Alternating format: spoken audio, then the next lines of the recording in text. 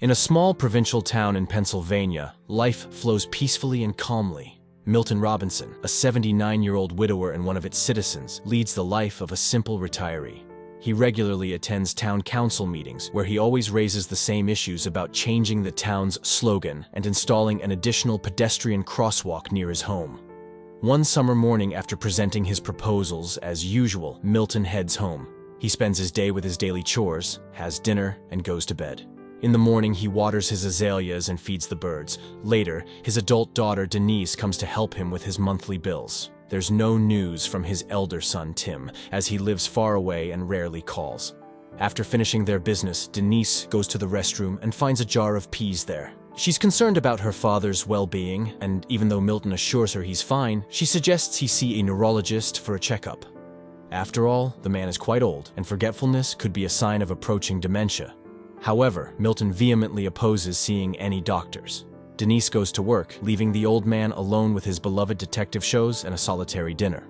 One night, he suddenly hears a commotion in his backyard, and going outside, he sees a flying saucer that has landed awkwardly. Milton calls the rescue service, but they remind him that joking with such a serious organization is a matter for the authorities. They no longer answer his calls, so he dials Denise's number, but she is unavailable.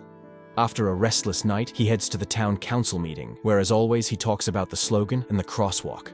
At night, the old man hears strange sounds from the backyard, goes out to see what else has happened, and finds an injured extraterrestrial being in his patio.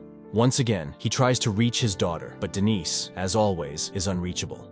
He leaves a voicemail and waits for a call, but it's all in vain. The next morning, as usual, he attends the meeting. His friend Sandy this time proposes a new project for interacting with the youth. She has put up posters around the town and would be delighted if someone came to listen to her stories and advice. She is eager to be part of the lives of lonely young people who need friends. When it's Milton's turn, he starts with the town's motto and the crosswalk as usual, but after that he talks about the UFO that ruined his flowers and broke the bird feeder. However, nobody believes him, considering it the ramblings of an elderly man.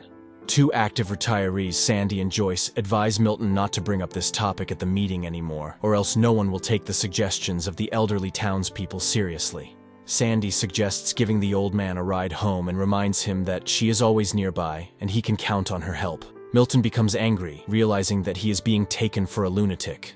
That evening, Milton checks his backyard again to see the extraterrestrial being whom he had thought was dead, but the creature suddenly raises its head and looks at him plaintively. Milton wraps the unconscious extraterrestrial in a blanket again and leaves a glass of water for it. In the morning, he finds the extraterrestrial wrapped in a blanket and seemingly shivering at his back door. Milton invites it inside since it's warmer in the house. He doesn't know what to do because he has never experienced anything like this before. The old man notices that the visitor has drunk all the water, so he brings another glass. Then he prepares a tray with various foods he finds in his house, but the extraterrestrial chooses only an apple. So, Milton goes to the store to buy apples, explaining to the cashier that it's for an extraterrestrial. The cashier treats him like a crazy person with delusions. Upon returning home, Milton sits on the couch in the living room and hears news about the search for a crashed weather satellite, but doesn't pay it much attention because he is startled by the sudden appearance of the extraterrestrial. Seeing that it's feeling much better and can even walk, the old man shows the extraterrestrial all the amenities and settles it in his home, providing a guest room and introducing it to television. Personally, he prefers detective shows because you never know how they will end. Milton shows photos of his family to the silent but attentive extraterrestrial. Unfortunately, his wife is no longer with them. His son has moved to California, and his daughter visits him occasionally. Then the old man remembers the dance show and sits in front of the TV, inviting the extraterrestrial to join. On that day, the store clerk tells Denise about her father's strange statements about the extraterrestrial, and she goes to visit him during her lunch break. Milton meets her at the door, and as always, she insists on him seeing a doctor because she is very concerned about his mental health. Milton reluctantly agrees. Denise rushes off, and as soon as she leaves, the phone rings. It's Sandy, urgently needing a printer, and Milton invites her to come over and print the necessary documents. The woman arrives, and upon entering, sees the extraterrestrial. Milton introduces them to each other and shows the crash site. The woman is shocked, but tells Milton that they must keep this a secret for his own safety.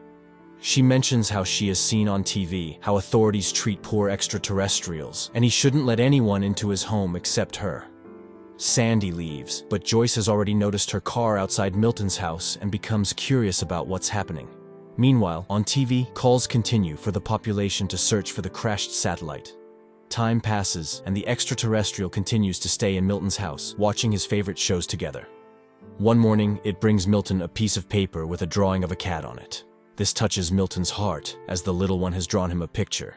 He finds the extraterrestrial working on repairing its spaceship, apparently having fully recovered and getting ready to go back home. Soon, Milton visits a neurologist and undergoes tests, making some frustrating mistakes in some of them. During this time, Sandy stays with the extraterrestrial and complains to it about her daughter, who moved to the West Coast and lives with her friend. She is very upset that her daughter doesn't visit and doesn't bring her only grandchild.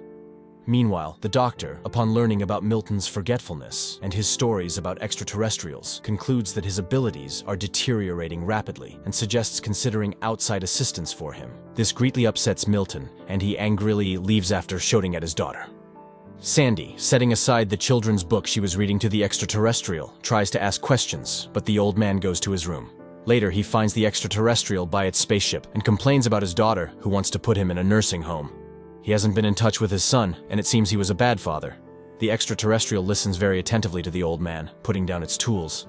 After this, Milton leaves a voicemail for his son, telling him about his life and Denise's affairs, hoping that he will find it interesting.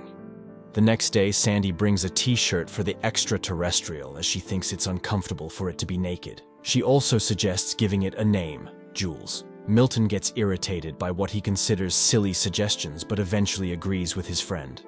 Meanwhile, Joyce, upon hearing about the government's offer of a reward for information about the crashed satellite, goes to Milton's house and, looking through the window, sees the extraterrestrial. Now she is also in on Milton's secret and suggests naming the extraterrestrial Harry. Sandy suggests to Milton that he should acknowledge the fact that Joyce is joining their group, even though he's ready to kill the overly curious lady. Then she shows pictures of cats that Jules has drawn for him.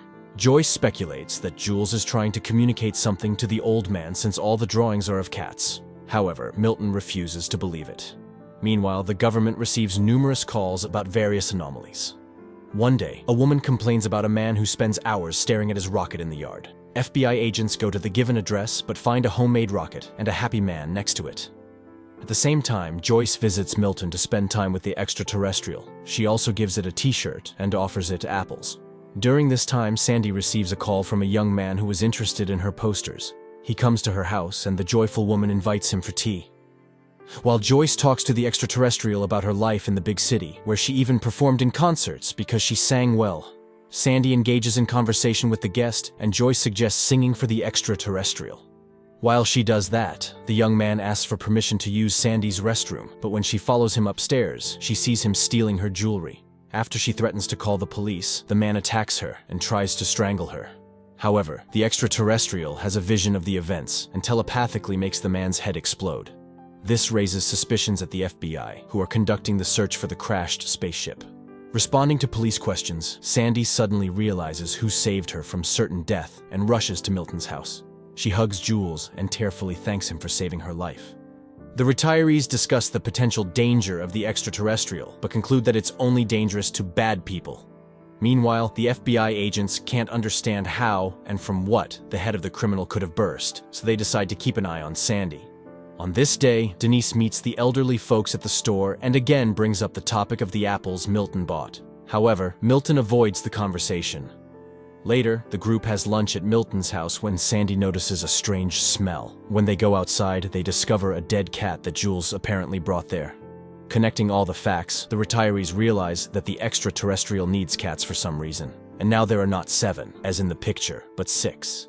Milton calls Denise, hoping to find out where she disposes of the deceased cats in her clinic, which frightens her completely.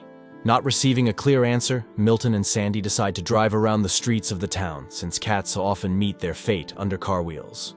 On the road, Milton inquires about Sandy's husband's illness, which eventually led to his passing, and she talks about being left alone. She starts asking questions, reassuring that life must go on. However, at this point, Milton asks her to stop the car, and the FBI agents become witnesses as the elderly couple loads a deceased cat into the trunk. That day, they find 2 more cats, and Joyce promises to find the rest. Meanwhile, FBI agents eavesdrop on the private conversations of Milton's close ones and hear Denise telling her brother about her father's eccentricities. At this moment, Joyce brings 3 more cats she found in different parts of the town. Only one is missing. Just then, agents knock on the door, but the elderly folks hide and don't open it. The men eventually leave, and the people realize they need to act quickly. And then, Milton remembers Joyce's deaf, blind, and non-mobile cat. Offended, she leaves, but Sandy catches up with her and apologizes for Milton's bluntness. Joyce admits that he's right. It's long past time to end the suffering of the cat. She brings the animal, and the extraterrestrial puts it to eternal sleep. Then it covers the remains with some material, and they start to merge into a single object. In the end, a glowing object appears in front of the group, which serves as fuel for Jules' spaceship. The saucer lifts off into the air and moves to the center of the yard, which is instantly detected by the FBI's instruments. The retirees understand that the time for farewell has come. Joyce gives Jules a souvenir globe with a view of the city inside. Sandy gives him a sweater she knitted, and Milton gives him his driver's license with a photo. But the extraterrestrial suddenly makes an inviting gesture, clearly offering them to join, and Milton suddenly decides to accept the invitation. But then the phone rings in the house, and picking up the receiver, he hears Denise's voice. She suggests meeting on Saturday. They'll have lunch, and then she'll give him a haircut because they've been arguing, and that's not right. At that moment, agents knock on the door. Milton rushes into the yard, and they only manage to see the departing saucer, where 3 Earthlings joined in the last moment. The ship lands not far from the town to safely disembark the elderly and bid them a peaceful farewell. Milton hugs the extraterrestrial and thanks it for the invitation to travel together, but he can't leave his home and loved ones behind. Jules enters the spaceship and flies away while the elderly folks wave goodbye to him. Time passes. Milton continues to live in his home, visited by Sandy and Joyce. The elderly often reminisce about Jules' Harry and hope that he hasn't forgotten them either. And one night, Milton's yard is illuminated by a bright light, and the old man realizes that he has guests. A light, heartwarming, and slightly melancholic film about the fading of human life. It's good that amid the plethora of recently produced nonsense, there are still such heartfelt and warm movies in which an extraterrestrial is not a villain who came to Earth to conquer it, but rather a cute and understanding silent being with expressive eyes.